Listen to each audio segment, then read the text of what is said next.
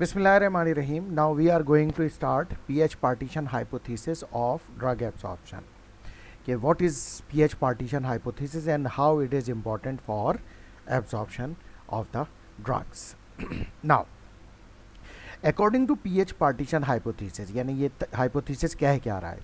The gastroepithelial epithelium act as a lipid barrier, जिस पे हम ऑलरेडी बात कर चुके हैं कि जो जीआई मेम्ब्रेन जो है वो एक लिपिडिक मेम्ब्रेन है, तो वो ड्रग जो कि वाटर सॉल्युबल है उनके लिए एक लिपिड बैरियर है to drug which are absorb by passive diffusion and those that are lipid soluble will pass across this the barrier, यानी जो लिपिड सॉल्युबल ड्रग है वो इस बैरियर को आसानी से क्रॉस कर सकती हैं. As most drugs are weakly electrolytes, ज़्यादातर ड्रग जो है इलेक्ट्रोलाइट्स हैं, वीक इलेक्ट्रोलाइट्स हैं.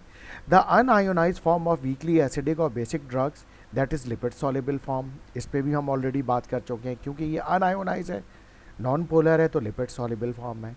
That is why they will cross the GI membrane और gastroepithelium easily, whereas the gastrointestinal epithelium is impermeable to what kind of drug? Ionized form of the drug, because ये ionize है, polar है, so poorly lipid soluble है, more water soluble है. Consequently, according to pH partition hypothesis, the absorption of weak electrolyte will be determined chiefly by the extent to which drug exists in its unionized form at the absorption site. Therefore, pH partition hypothesis क्या कह रहा है कि drug की absorption जो होगी वो जो जीआई मेम्ब्रेन को क्रॉस करने के लिए एब्जॉर्प्शन के लिए जो इम्पॉर्टेंट फैक्टर है वो उसका पीएच पार्टीशन हाइपोथेसिस है. और पीएच पार्टीशन हाइपोथेसिस इससे पता चलेगा कि ड्रग अनआयोनाइज फॉर्म में वहाँ पर कितना अवेलेबल है. अगर वो अनआयोनाइज फॉर्म में ज़्यादा अवेलेबल है तो वो आसानी से गैस्ट्रो इंटेस्टाइनल एपिथेलियम मेम्ब्रेन को क्रॉस कर लेगी. Now next slide. The extent to which the weakly acidic or basic drug ionize in solution in the GI fluid may be calculated using the appropriately from the equation of Henderson-Hasselbalch equation. इस equation को हम पिछले last chapter में भी discuss कर चुके हैं.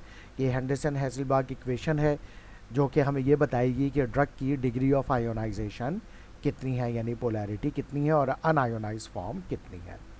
For a weakly acidic drug having a single ionizable group like aspirin, phenobarbital, क्योंकि aspirin acetyl salicylic acid, barbituric acid, ascorbic acid, vitamin C, and the equation takes from log A minus यानी ionized form of drug upon HA unionized form drug is equal to pH minus pK, यानी difference of pH of the environment, यानी acidic pH है या alkaline pH है वहाँ GI tract में, और उस ड्रग की आयोनाइजेशन कितनी हो रही है यानी डिसोसिएशन कांस्टेंट कितना है. तो हम इसको ये भी कह सकते हैं where P K A is the negative log of the acid dissociation constant and of the drug, and H A and A minus are the respective concentration of unionize and ionize form of weakly acidic drug. जैसे मैंने बताया है कि ये H A जो है वो un-ionised drug है और ए जो है वो आयोनाइज फॉर्म ऑफ ड्रग है वीकली एसिडिक ड्रग की, which are in equilibrium in solution of GI fluid and pH refer to the pH of the environment, यानी लाइक फॉर एग्जांपल स्टमक में ये पीएच एसिडिक होगा और intestine में ये alkaline होगा. तो उस पीएच पे ये कितना आयोनाइज हो रही है ड्रग और कितना अनआयोनाइज हो रही है वो डिपेंड करेगा वो उस ड्रग की एसिडिटी और वो उसके डिसोसिएशन कांस्टेंट और पीएच पर डिपेंड करेगा. और हम ये बात कर चुके हैं कि आयोनाइजेशन से वाटर सॉल्युबिलिटी बढ़ती है, लेकिन अनआयोनाइज फॉर्म से लिपिड सॉल्युबिलिटी यानी जीआई मेम्ब्रेन क्रॉसिंग कैपेबिलिटी बढ़ती है.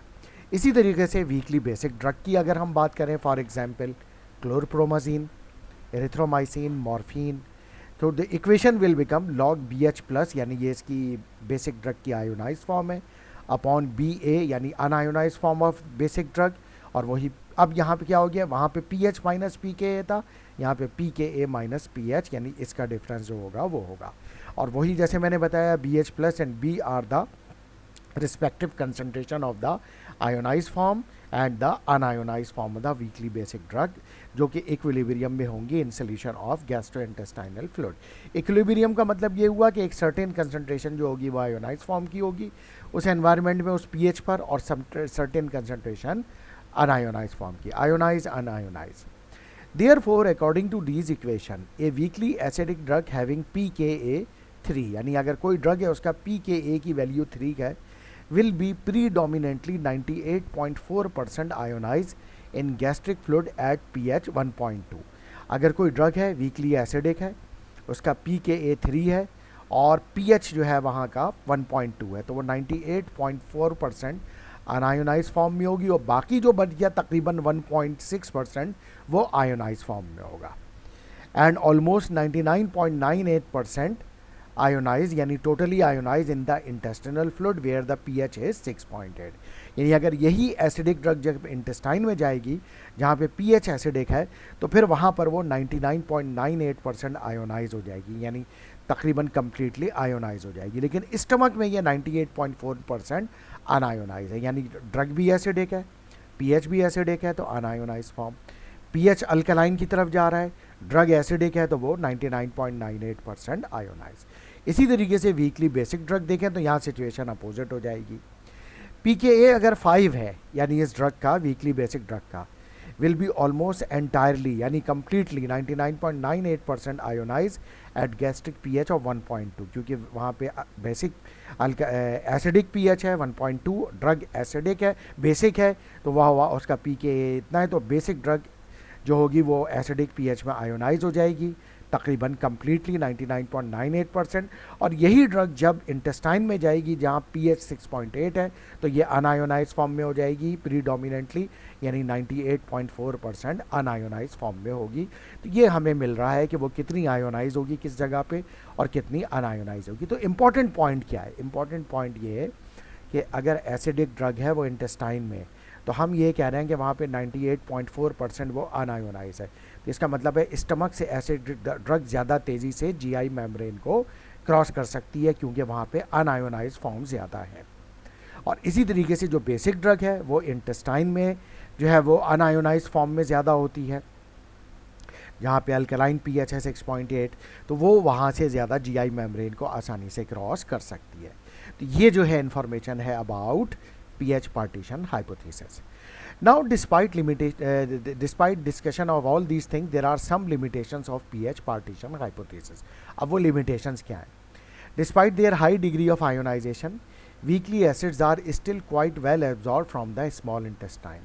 अब ये कह रहे हैं कि वीकली एसिडिक ड्रग्स जो हैं, हालांकि वो स्मॉल इंटेस्टाइन में जहाँ पर अल्कलाइन pH है वहाँ पे बहुत ज़्यादा आयोनाइज हो जाते हैं, हाई डिग्री ऑफ आयोनाइजेशन है, लेकिन फिर भी बहुत ज़्यादा क्वांटिटी में एसिडिक ड्रग भी एब्जॉर्ब हो जाती हैं, वेल एब्जॉर्ब हो जाती हैं। उसकी वजह क्या है कि वहाँ पे एब्जॉर्प्शन साइड यानी सरफेस एरिया बहुत ज़्यादा है। In fact the rate of intestinal absorption of the weak acid drug is often higher than the absorption from the stomach, where in the stomach the drug is unionized form। यानी weekly acidic drug है, हालांकि वो stomach में अनायोनाइज होती है तब भी वो वहाँ से कम एब्जॉर्ब होती है इंटेस्टाइन के मुकाबले में, क्योंकि और जबकि इंटेस्टाइन में वहाँ पे वो आयोनाइज है फिर भी वहाँ पे इंटेस्टाइन में एब्जॉर्प्शन ज़्यादा हो रही है। और उसकी वजह क्या है? सिग्निफिकेंटली लार्जर सरफेस एरिया, क्योंकि वहाँ पर इंटेस्टाइन में सरफेस एरिया बहुत ज़्यादा है that is available for absorption in the small intestine, जिसकी वजह से more than compensates the degree of ionisation, तो वो आयोनाइजेशन को कंपनसेट कर देता है, जिसकी वजह से वीकली एसिडिक ड्रग्स की भी ज़्यादा से ज़्यादा एब्जॉर्प्शन इंटेस्टाइन से होती है स्टमक के मुकाबले में, despite having high degree of ionization in the intestine. In addition a longer small intestine residence time, इसके अलावा एक और भी रीज़न है कि इंटेस्टाइन में ड्रग ज़्यादा देर रहती है स्टमक के मुकाबले में।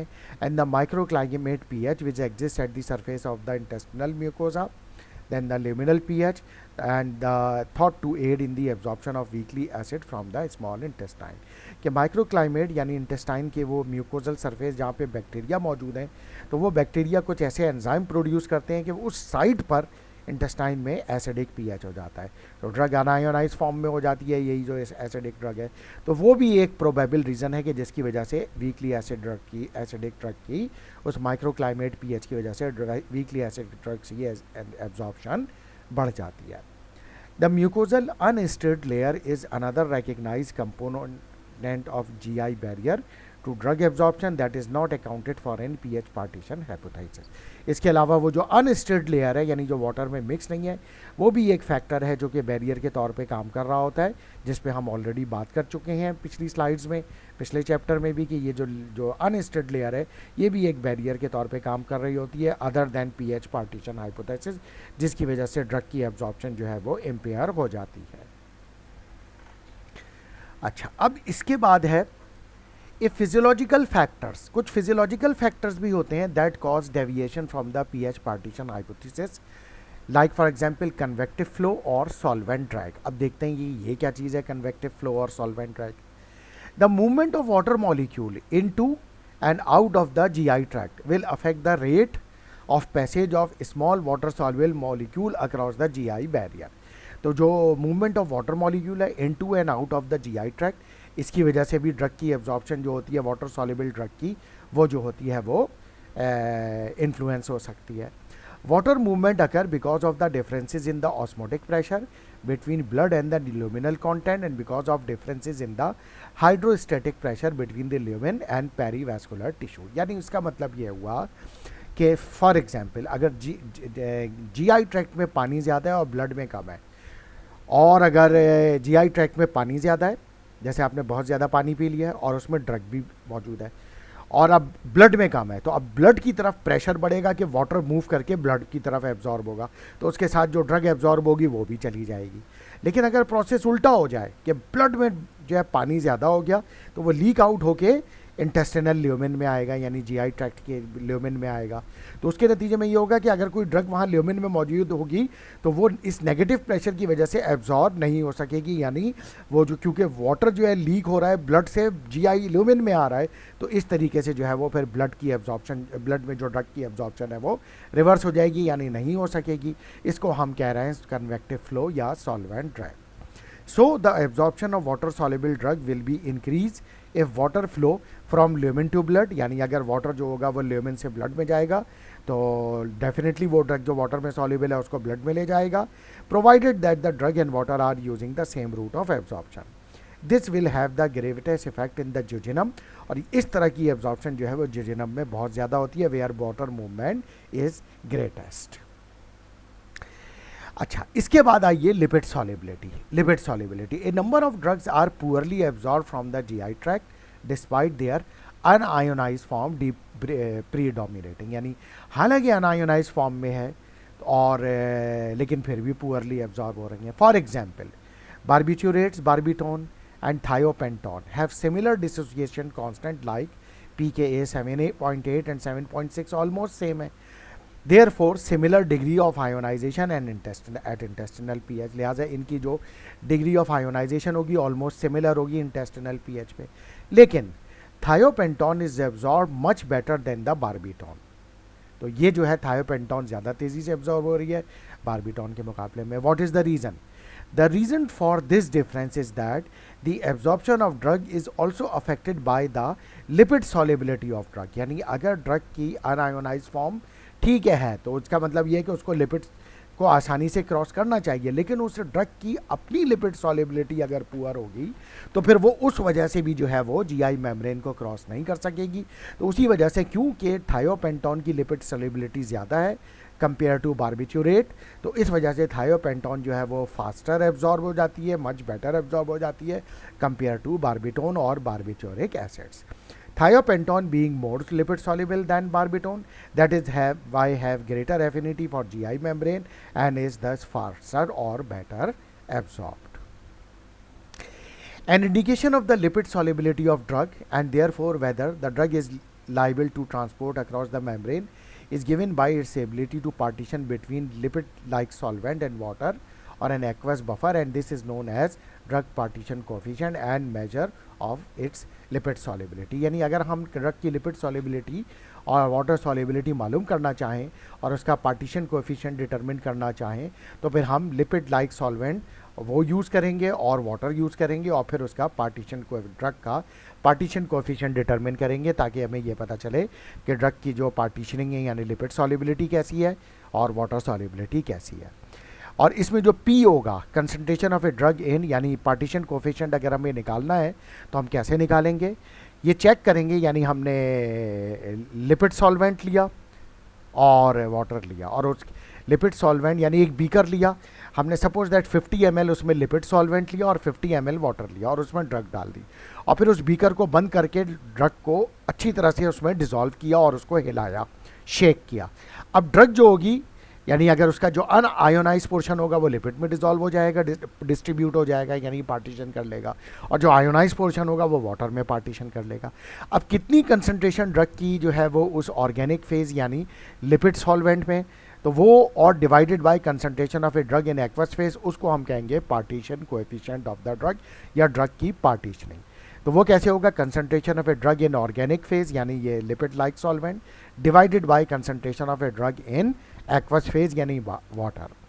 द पार्टीशन कोएफिशिएंट P को हम इस वजह से क्या कह सकते हैं, इसको डिफाइन कैसे कर सकते हैं, is the ratio between the concentration of a drug in the organic phase जो कि लिपिड और सॉल्वेंट है, that is not miscible with water, and the concentration of a drug in aqueous phase at constant temperature.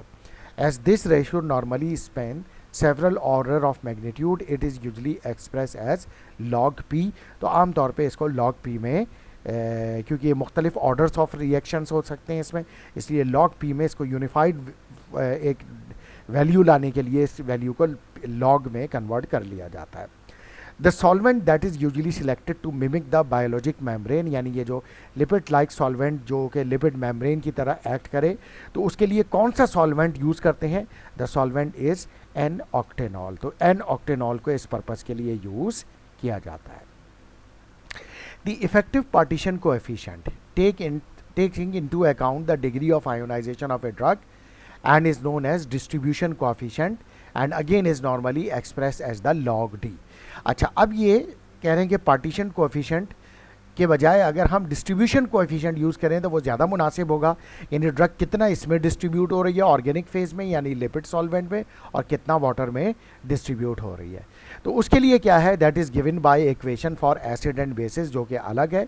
For acids ये जो diffusion coefficient जो होगा partition effective distribution coefficient drug की जो अनआयोनाइज्ड फॉर्म ऑर्गेनिक फेज में divided by drug की unorganised form aqueous phase में, drug की कितनी फॉर्म जो आयोनाइज फॉर्म में एक्वस फेज में, यानी ये जो है वो डिवाइड हो रहा है, यानी ऑर्गेनिक फेज में तो हो गई अनआयोनाइज फॉर्म में ड्रग, यानी कितनी कंसंट्रेशन ऑर्गेनिक फेज में लिपिड में सॉल्वेंट में डिजॉल्व है, divide by concentration of a drug unionised drug in aqueous phase and concentration of drug of ionized in aqueous phase। AQ stands for aqueous। तो ये जो है जबकि हम log D करेंगे तो log P is equal to ये partition coefficient है 1 minus anti log pH minus P K, तो इससे हम एसिडिक ड्रग का डिस्ट्रीब्यूशन मालूम कर सकते हैं। बेसिस के लिए ऐसे ही है, ऑर्गेनिक फेज में unionized drug divided by basic drug in aqueous phase and ionized form of drug in aqueous phase. ये अनआयोनाइज है, ये आयोनाइज है in aqueous phase. Log D is equal to log P minus 1 plus anti log P K A minus P H. अच्छा, अब polar molecules यानी अब अगर ये लॉग डी की वैल्यू क्या आएगी या लॉग पी की वैल्यू क्या आएगी तो उससे अंडरस्टैंडिंग क्या निकलेगी। Polar molecules that is those that are poorly lipid soluble, क्योंकि पोलर मॉलिक्यूल का मतलब है आयोनाइज, तो डेफिनेटली इनकी वाटर सॉल्युबिलिटी ज़्यादा होगी and they will be poorly lipid soluble. तो इनकी जो लॉग पी की वैल्यू जो होगी वो होगी less than 0 and relatively large such as gentamicin. और वो ड्रग्स कौन सी हैं जो कि पुअरली लिपिड सॉल्युबल है, gentamicin, ceftriaxone, heparin, streptokinase are poorly absorb drug after oral administration. इसी वजह से therefore they have to be given by injection, यानी इस वजह से क्योंकि इनकी ओरल बायो अवेलेबिलिटी बहुत पुअर है, क्योंकि they are very highly polar in nature, they cannot cross easily the lipid membrane, that is why they are given by injectable preparation।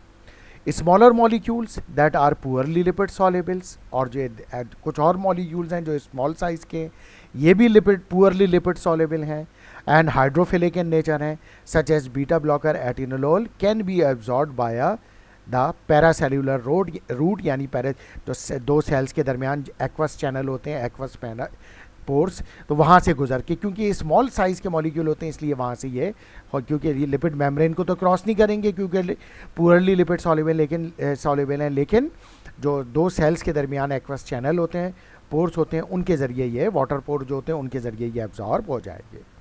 इसके बरक्स जो लिपिड सॉल्युबल ड्रग्स हैं, they have favourable partition coefficient और log P की value greater than 0 होगी।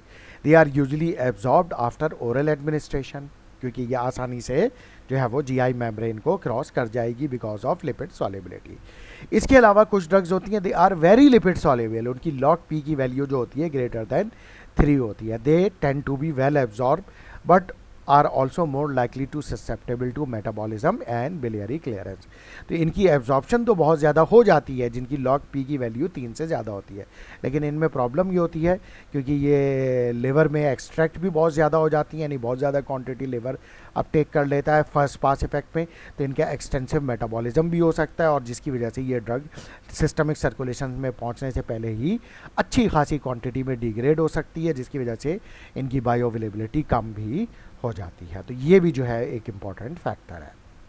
Sometimes if the structure of the compound can not be modified to yield lipid solubility while maintaining the pharmacologic activity, यानी कुछ कभी कभी ऐसा होता है कि ड्रग की लिपिड जो स्ट्रक्चर होता है कंपाउंड, उसको हम कैन नॉट बी मॉडिफाइड, यानी उसको मॉडिफाई नहीं कर सकते।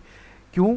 क्योंकि अच्छा, अब हम स्ट्रक्चर को मॉडिफाई क्यों कर रहे हैं? ताकि उसकी लिपिड सॉल्युबिलिटी बढ़ाएं, लेकिन अगर हम उसकी लिपिड सॉल्युबिलिटी बढ़ा रहे हैं तो ड्रग की फार्माकोलॉजिक एक्टिविटी कॉम्प्रोमाइज़ हो रही है। तो ऐसी सूरत में हम जो है वो उसके ड्रग के स्ट्रक्चर को मॉडिफाई नहीं कर सकते लिपिड सॉल्युबिलिटी बढ़ाने के लिए, क्योंकि अगर हम बढ़ा रहे हैं तो उसकी फार्माकोलॉजिक एक्टिविटी जो है वो कॉम्प्रोमाइज़ हो रही है। तो ऐसी सूरत में हम जो है वो स्ट्रक्चर को मॉडिफाई नहीं कर सकते। मेडिसिनल केमिस्ट में investigate the possibility of making lipid soluble prodrug to increase the absorption। हाँ, फिर क्या करें इसकी लिपिड सॉल्युबिलिटी ऐसी ड्रग की बढ़ाने के लिए? हमने जैसे अभी पिछली स्लाइड में पढ़ा कि जिनकी लिपिड सॉल्युबिलिटी बहुत ज़्यादा होती है, तो अगर उसका फर्स्ट पास इफेक्ट होता है वो तो एक्सटेंसिवली मेटाबोलाइज हो जाते हैं, और जब सिस्टमिक सर्कुलेशन में ड्रग पहुंचती है तो वो मेटाबोलाइज हो चुकी होती है और उसका फार्माकोलॉजिक एक्शन कॉम्प्रोमाइज़ या ख़त्म हो चुका होता है। तो फिर हम ऐसी ड्रग को क्या करते हैं? प्रो ड्रग में कन्वर्ट कर लेते हैं। A prodrug is a chemical modification, frequently an ester यानी ईस्टर मॉलिक्यूल ड्रग के साथ जोड़ देते हैं, जिससे क्या होता है कि which converts back to parent compound as a result of metabolism by the body और द लिवर। यानी जब वो फर्स्ट टाइम लिवर से गुजरेगा, फर्स्ट पास इफेक्ट होगा, तो वो ईस्टर मॉलिक्यूल टूट जाएगा और ड्रग एक्टिव फॉर्म में हो जाएगी, और ड्रग एक्टिव फॉर्म में कन्वर्ट होने के बाद क्योंकि ब्लड फ्लो कर रहा है लिवर से भी, तो ड्रग आगे निकल जाएगी और सिस्टमिक सर्कुलेशन में आ जाएगी, तो मज़ीद मेटाबोलाइज नहीं होगी, यानी इनएक्टिव फॉर्म में कन्वर्ट नहीं होगी, जिसकी वजह से ड्रग जो होगी वो आसानी से एक्टिव फॉर्म में और सफिशिएंट कंसंट्रेशन में सिस्टमिक सर्कुलेशन में आ जाएगी, यानी उसकी बायो अवेलेबिलिटी सफिशिएंट होगी in order to produce pharmacologic activity. A prodrug itself has no pharmacologic activity, यानी जब हमने इसको प्रो ड्रग बनाया था तो उस वक्त इसकी फार्माकोलॉजिक एक्टिविटी कोई नहीं थी। जब ये लिवर से गुजरी तो फिर ये प्रो ड्रग से एक्टिव फॉर्म में कन्वर्ट हो गई by the action of enzymes, यानी ईस्टर मॉलिक्यूल इसमें से रिमूव हो गया और फिर ये एक्टिव फॉर्म में कन्वर्ट हो गई। Example of pro drug which have been successfully used to increase the lipid solubility and enhance absorption of their parent drug are mentioned in table 20.3। ये हैं वो drugs, these are the pro form of their drug, 5-ampicillin ampicillin की, और Easter molecule इसका कौन सा क्या use किया गया था? बिक एम्पिसिलिन, कैनेडेसिलिन, सेफ्यूरोक्साइम एक्जिटिल, एनालैप्रिल, एब्यूटेरॉल, वेलासाइक्लोविल, फॉसम्प्रेनिवीर।